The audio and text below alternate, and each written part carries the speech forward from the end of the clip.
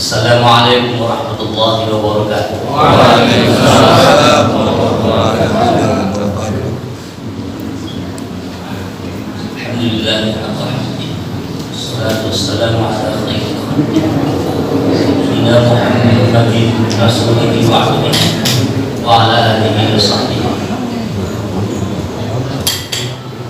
Allahumma shalli wa sallim wa barik ala sayyidina Muhammadin Sallallahu شجرة الأصل النورانية والمعرفة والضحى وللخليقة المسلمة وأشرف السرور المسلمين وقامه أسرار الربانية وخزائن العلوم إصفائها صاحب القبض المستقيم والبهجة السامية والعالية بل الدرجة النبي تحت المؤمنين صلى وسلم وبارك عليه وعلى آله وسلم إذا ما خلقت ورزقت وأمت وأحييت بالعافية خير وسلم تسليما الحمد لله رب العالمين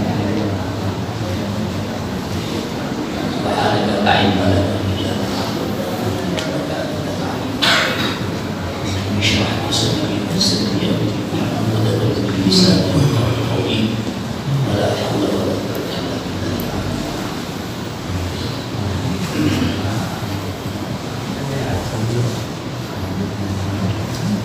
Dan kami hormati pimpinan TNI Surabaya. Jadi buat ini Pak Bupati.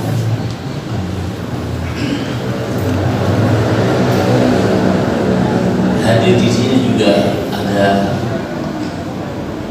Ketua Jamiatul Ulama wal Hufadz wilayah Jawa Timur, Pak Kiai Haji Sufyan, juga Umat Ketua Surabaya,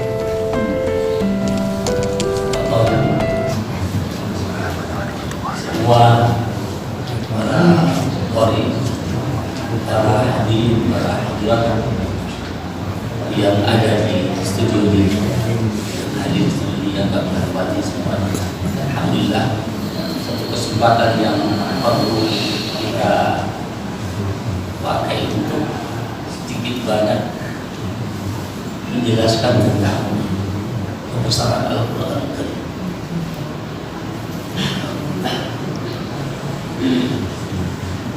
Ada beberapa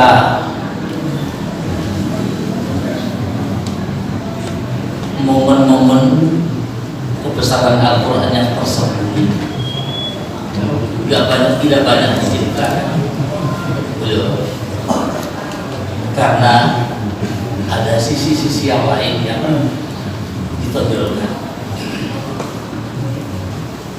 dalam perkembangannya. Al-Quran itu selalu tertutupi oleh kepentingan-kepentingan politik, sehingga seolah-olah Al-Quran itu tidak penting. Saya ingin cerita sedikit saja tentang yang tersembunyi sampai sekarang belum terkuak. Adalah ketika Khulafaur Rasyidin, Abu Bakar, Umar, Uthman, Ali, yang di dalam sejarah hanya ditonjolkan sebagai penguasa, padahal tugas utama adalah membaca Al-Quran di dalam sholat, mengimami di masjid dan ini yang sering tidak terkuat.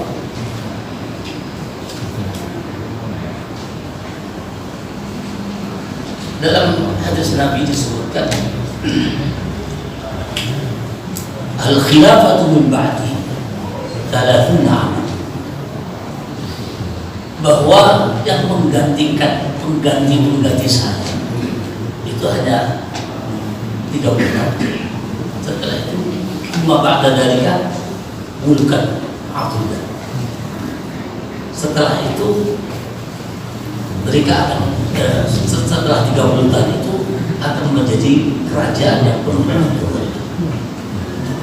Ini khilafah. Jadi al-khulafa ar-rasyidin Abu Bakar, Umar, Uthman, Ali, bahkan ada tambah setengah tahun itu Sayyidina Hasan. Sebab kalau hanya empat orang, Abu Bakar, Umar, Uthman, Ali itu hanya 29 tahun. Ditambah setengah tahun lengkap 30 tahun. Karena di dalam hadis Nabi itu pada artinya setelah 30 tahun berubah menjadi mulkan. Saya ingin menceritakan bahwa khalifah yang pertama kali dijabat oleh Sayyidina Abu Bakar As-Siddiq itu memang waktu itu penuh dengan perpecahan sebelumnya, tapi pada akhirnya Sayyidina Abu Bakar sepakat semuanya membayar menjadi pengganti baginda Rasulullah. Jangan dianggap sebagai khalifah itu sebagai penguasa, bukan. Karena apa? Baginda Rasulullah Muhammad sallallahu alaihi wasallam tugas utamanya adalah mengimami di Masjid Nabawi. Rasulullah itu kalau tidak penting sekali, kalau tidak pergi perang, Rasulullah selalu mengimami di Masjid Nabawi. Itu tugas utama. Dan baginda Rasulullah Muhammad sallallahu alaihi wasallam ketika di dalam salat itu membaca dengan bacaan yang tartil, bacaan yang kemudian didengarkan oleh para sahabat, bacaan yang tartil. Yang perlu diketahui, Rasulullah kalau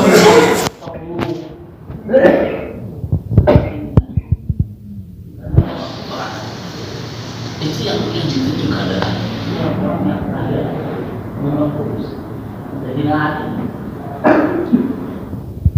Jadi untuk memperhatikan menjelang Rasulullah wafat, baginda Rasulullah mau wafat beberapa hari, baginda Rasul menunjuk Sayyidina Abu Bakar untuk menggantikan posisinya sebagai imam sholat Masjid Nabawi. Itu dikontrol.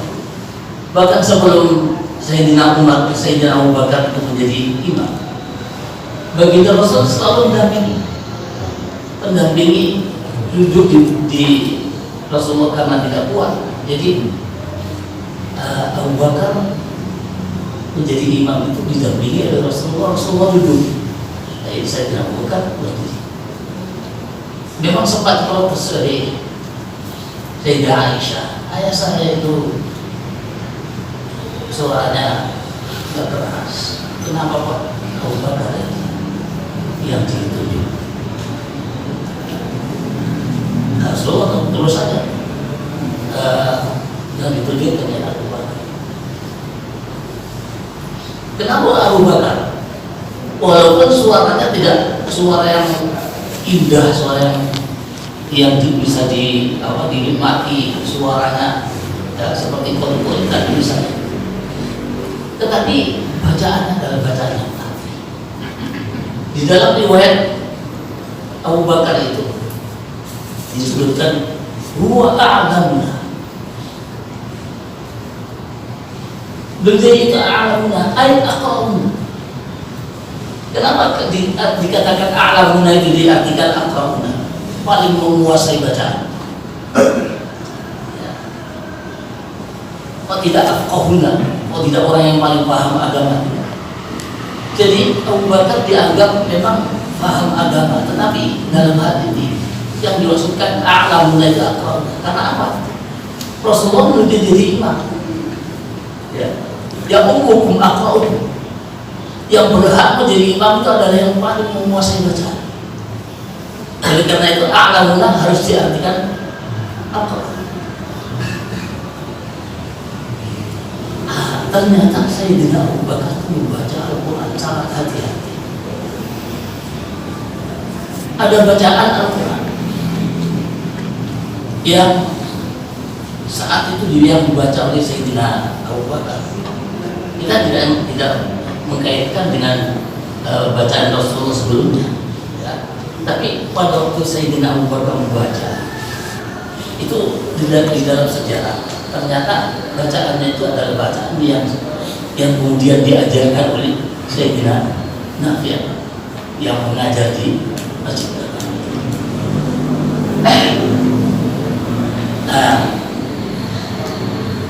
bacaan ini Imam Nafi' yang dipakai oleh Sayyidina Abu Bakar bukan berarti Sayyidina Abu Bakar hanya bisa membaca Imam Nafi', karena Abu Bakar itu bacaannya juga banyak, menguasai segala riwayat-riwayat bacaan. Karena kalau kita melihat riwayat-riwayat bacaan dari imam-imam yang lain, ada yang melewati Abu Bakar, berarti bukan hanya bacaan Nafi'. Pernah ada suatu ketika Imam Ahmad bin Hanbal bertanya kepada ayahnya, bacaan yang paling bagus di antara sekian banyak model-model bacaan itu bacaan yang mana ya? Dijawab oleh ayahnya, kalau ada bacaan yang dipraktekkan oleh Nafi'. Kalau nggak ada, itu saat itu. Ternyata Sayyidina Abu Bakar hanya 2 tahun menjabat sebagai khalifah, tapi digantikan oleh Sayyidina Umar. Dan ketika Sayyidina Umar menjadi khalifah, maka tugas utamanya adalah imami di Masjid Nabawi 5 waktu, dan itu berat. Saya sendiri itu imam di Masjid Ampel itu imam subuh itu berat sekali. Subuh bukan imam. Nah, itu tugas utama imam. Ketika imam Sayyidina Umar, bacaannya dibaca. Bacaannya itu sama dengan yang dipakai oleh Abu Bakar, yaitu bacaan imam. Padahal bacaan Sayyidina Umar itu terkenal banyak riwayatnya. Sampai-sampai ada bacaan yang memang ditolak oleh karena tidak mutawatir, tapi pernah Sayyidina Umar meriwayatkan satu bacaan, ya. Dia membaca ini, Siratal ladzina an'amta 'alaihim ghairil maghdubi 'alaihim wa ghairil dhalin. Itu bacaan Sayyidina Umar, tapi tidak dipraktekkan ketika menjadi imam di Masjid Nabawi. Kenapa? Karena memang bacaan itu yang dipakai di Masjid Nabawi. Buktinya Sayyidina Umar menjadi imam di sana. Ketika beliau dibunuh, ketika terbunuh, beliau itu sedang mengimami salat subuh, ditusuk dengan pedang yang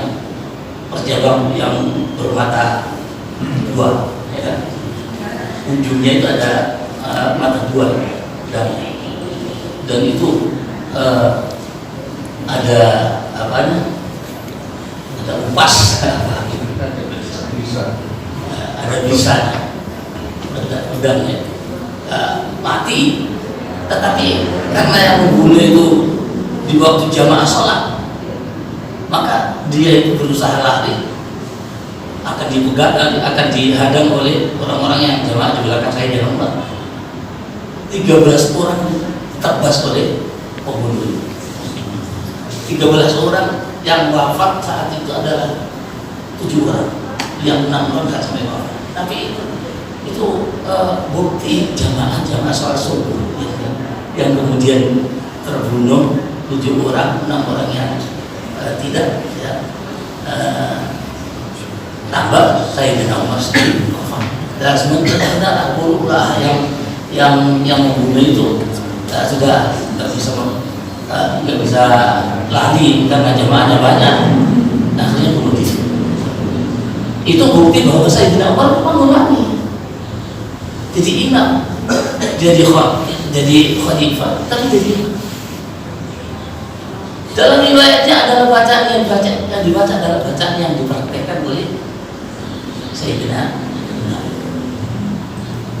Setelah wafat Sayyidina Utsman, Sayyidina Utsman itu menjadi khalifah, penggantinya Sayyidina Umar. Saya tidak menceritakan prosesnya kok bisa Sayyidina Utsman. Yang jelas itu ada prosesnya, dan proses itu kemudian disepakati oleh umat Islam semuanya.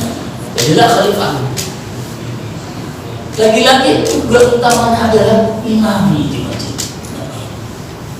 Tugas utamanya, ya memang betul tugas-tugas yang lain seperti hanya baginda Rasul ketika menjadi utusan Allah, juga urusan-urusan agama yang harus dilakukan juga kalau ada orang-orang tanya atau macam juga dilayani. Tapi tugas utamanya adalah imami di masjid. Sekali lagi, bacaannya adalah bacaan yang dipraktikkan imam.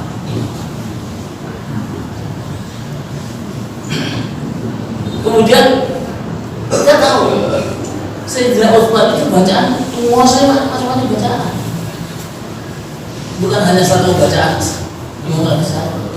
sampai bacaan kita, bacaan riwayat hafal yang kita pakai sehari-hari itu riwayatnya juga dari Sayyidina Utsman. Dan itu bukti bahwa Sayyidina Utsman menguasai model-model bacaan yang banyak.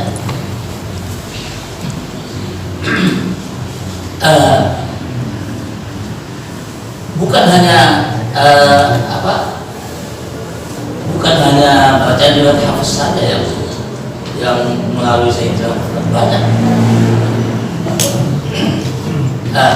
Ketika Sayyidina Utsman itu imam, ya, imami di Masjid Nabawi, beliau terpilih menjadi khalifah itu juga ada pertimbangan bacaan juga, karena beliau itu adalah akal, jadi ya hukum akal yang jadi khalifah karena otomatis jadi imam, ya harus akal. Umar juga akal. Kalau saya kira jelas kalau Sayyidina Umar itu bacaannya menguasai bacaan itu sudah jelas. Sayyidina Utsman juga begitu, menguasai model-model bacaan yang sekian banyak itu, termasuk bacaan riwayat hafaz yang dikuasai Sayyidina Utsman. Kemudian ganti Sayyidina Utsman juga dibunuh oleh orang-orang yang ketika pembunuh itu adalah orang-orang yang sebabnya amal Al-Quran, ya, karena radikal, pikiran radikal. Jadi makanya kita harus menjauhi pikiran radikal. Ada orang-orang kelompok agama yang mengatasnamakan agama yang radikal. Itu seperti dulu, Pak Cocok, Pak Neni, seperti itu. Sayyidina Utsman disangka karena nepotisme,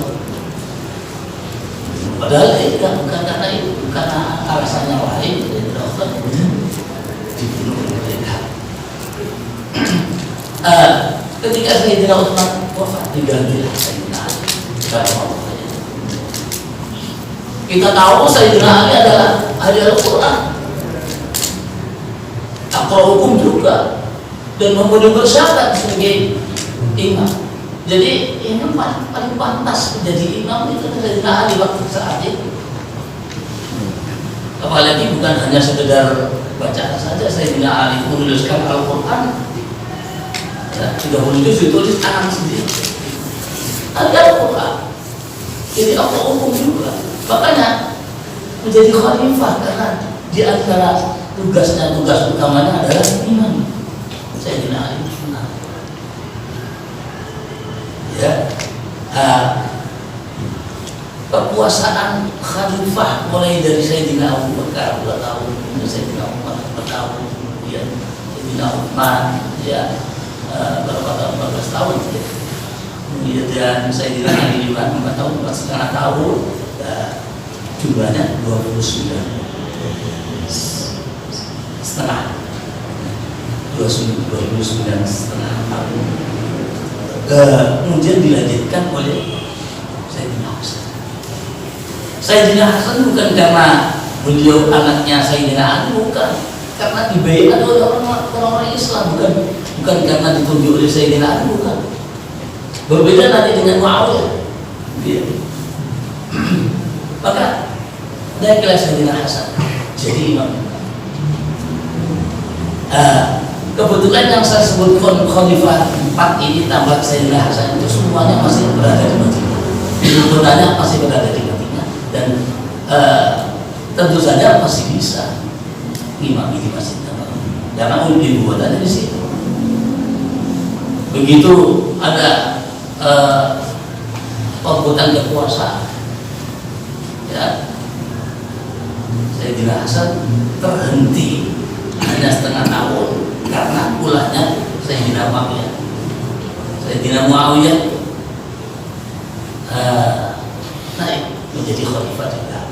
Dia mengatasnamakan dirinya itu, saya khalifah, tapi ibu kotanya dipindah ke Kufah. Nah, tentu saja kalau tidak pindah ke Kufah nggak bisa imam di Masjid Nabawi, padahal tugas utamanya khalifah. Makanya cocok sekali dengan hadis Nabi yang menyebutkan ba'da dzalika, artinya setelah 30 tahun itu mulkan Abu dan ada kerajaan yang kezaliman. Dan itu diakui sendiri oleh Sayyidina Muawiyah. Ana awal muluk, katanya setelah 30 tahun itu Sayyidina Muawiyah menyebutkan ana awal muluk, aku yang pertama kali disebutkan oleh Rasulullah menjadi raja. Dan buktinya setelah Muawiyah berkuasa, anaknya diangkat.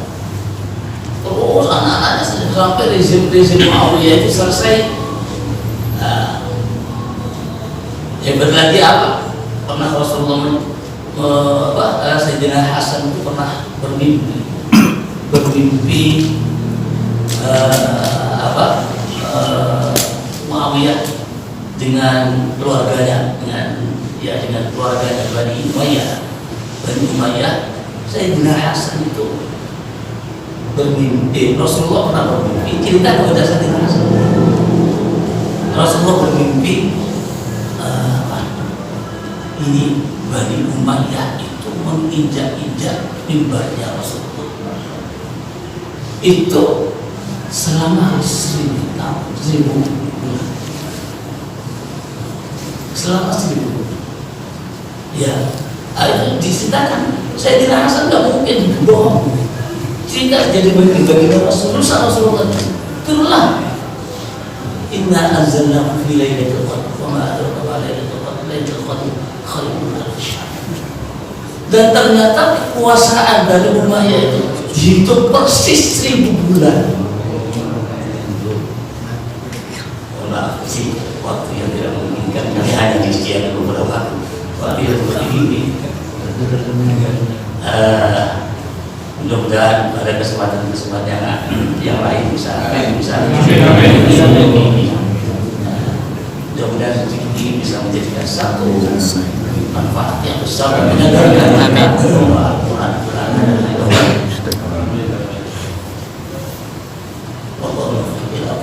Assalamualaikum warahmatullahi wabarakatuh.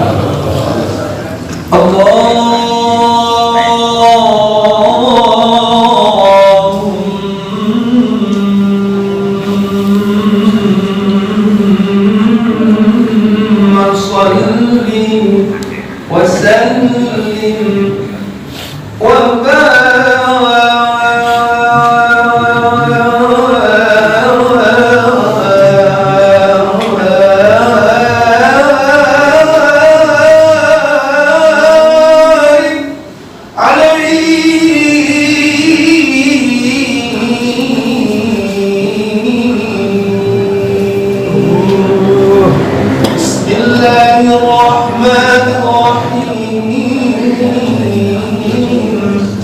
واهتز العرش طرفا واستبشارا وازداد الكرسي هيبة ووقارا وامتلأت السماوات أنوارا وضجت الملائكة تهليلا وتمجيدا واستغفارا سبحان الله الحمد لله ولا إله إلا الله والله أكبر سبحان الله والحمد لله ولا إله إلا الله والله أكبر سبحان الله والحمد لله ولا إله إلا الله ولم تزل أمه تراء أنواعا من فضله وفضله إلى نهاية تمام حمله فلما اشتد بالقلب بإذن رب الخلق وضع الحبيب صلى الله عليه وسلم ساجدا شاكرا حامدا كأنه البدر في تمام محله صلى الله على محمد صلى الله عليه وسلم صلى الله على محمد صلى الله عليه وسلم يا نبي سلام عليك يا رسول سلام عليك يا حبيب سلام عليك صلوات الله عليك يا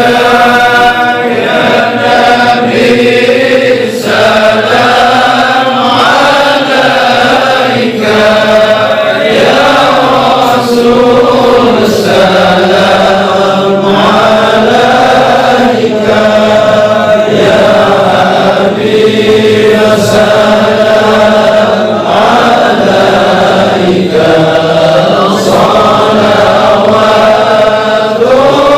الله عليك القلوب ترجع بوجود المصطفى أحمد ولأهل كون رسول وسرور قد تجلى عليه سلام عليك يا رسول سلام عليك يا حبيب سلام عليك صلوات الله عليك يا المساني فأزاه اليمن غرا واستغفره بجمالي فأقام في الحسن التفرد يا نبي سلام عليك يا رسول سلام عليك يا حبيب سلام عليك